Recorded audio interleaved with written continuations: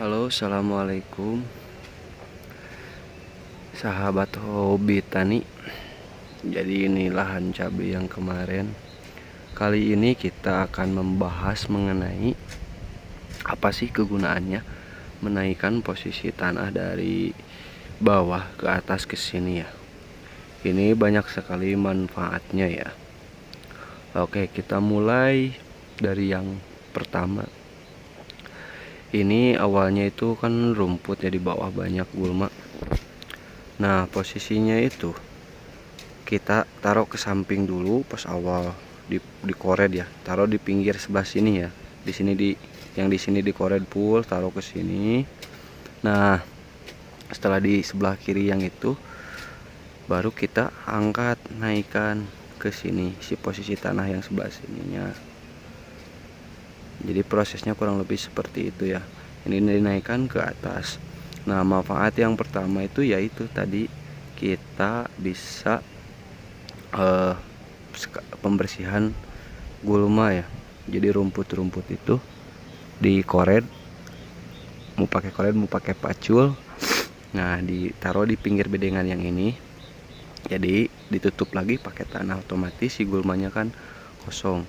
Kenapa gulmanya itu harus tidak ada ya? Diusahakan di kebun itu jangan sampai banyak gulma. Karena ketika banyak gulma atau rumputan itu bisa mengundang hama penyakit. Karena gulma itu salah satu dari terbentuknya segitiga penyakit ya. Nah, manfaat yang kedua, ini itu bisa kita tanami tanaman yang umurnya itu cuman sebulan, cuman berapa hari gitu. Kayak misalkan kangkung, pakcoy, bayam dan lain-lain. Jadi si lahan yang ini juga kena manfaat ya.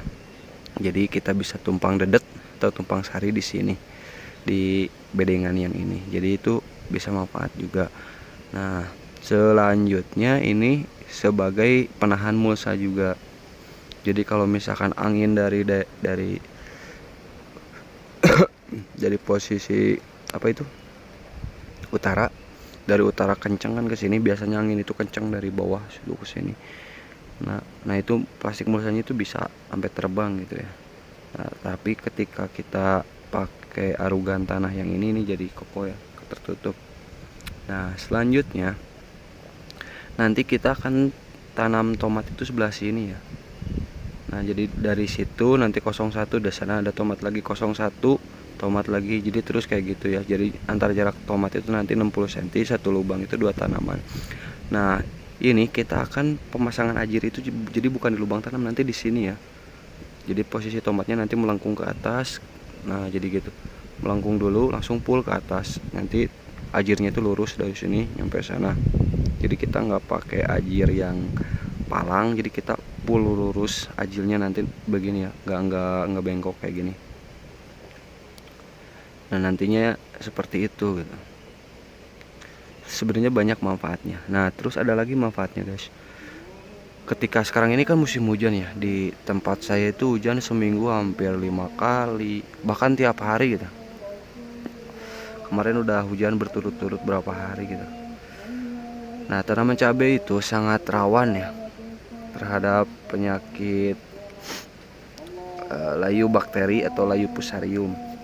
Nah, salah satu penyebab penyakit layu bakteri atau fusarium itu adalah adanya genangan air di sekitaran tanaman. Misalkan di drainase yang ini ya, itu ada genangan air, otomatis si dekat tanaman itu jadi lembab ya suhunya itu.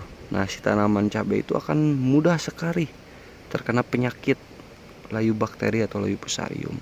Otomatis selain dari penggunaan trichoderma dan bakteri-bakteri yang lain ya untuk memperkuat tanaman, kita juga di lingkungannya itu harus diperhatikan itu. Gulmanya nggak ada, si drainase airnya itu bersih, dan si ketika hujan itu posisi hujan air itu nggak nyampe menggenang gitu. Itu sebenarnya itu sederhana, tapi itu sangat berpengaruh kepada hasil panen nanti kita ya. Terhadap pertumbuhan cabai juga itu sangat berpengaruh gitu. Makanya gimana caranya si air itu ketika hujan drainasenya itu mengalir gitu, nggak nyampe menggenang di drainase. Memang pengerjaannya itu cukup memakan waktu tenaga kerja. Ini aja dari sana kita udah lebih dari 1 mingguan ya dengan tenaga kerja 3 orang. Jadi karena 2 kali proses, yang pertama proses pengoredan gulmanya, rumput. Nah yang kedua sekarang kita proses penarikan tanahnya ke atas menutup. Itu tinggal 1 petak lagi. Jadi total di sini tuh udah 1, 2, 3, 4, 5, 6 ya. Dan 6 petak sampai depan sana ya. Dan kebun yang satu lagi yang di sana itu kebun cabai juga. Yang tumpang sari sama timun sama kacang panjang. Soalnya musim hujan itu sama penyakitnya guys. Makanya kalau cabai itu nggak aneh, bulan 11, 12, bulan 1 itu harganya pasti tinggi. Bukan karena nggak ada yang panen gitu, tapi ya emang di lahan itu tempur dengan hama penyakit itu petani itu wah gila-gilaan. Apalagi kalau udah hujan malam ya, itu rasanya galau banget. Mungkin sebagian petani di sini ada yang pernah ngalamin gimana galaunya saat cabai itu udah keluar bunga kayak sekarang nih ya, umur 2 bulanan aja itu hujan malam, wah galaunya itu minta ampun guys. Oke, mungkin cukup sekian ya video kali ini. Kita nanti akan bertemu lagi di video penyemprotan cabai yang berikutnya ya. Kemarin kita baru pertama penyemprotan yang berapa yang kemarin ya, lupa lagi, yang 21 HST. Nanti kita besok kita akan penyemprotan, harusnya hari ini penyemprotan itu, tapi karena akan ada masalah di lapangan jadi kita undur jadi besok proses penyemprotannya. Oke, mungkin cukup sekian ya video kali ini. See you next time di video berikutnya. Bye bye. Salam hobi tani. Semangat petani muda Indonesia. Petani itu keren, apalagi petani muda. Sayonara.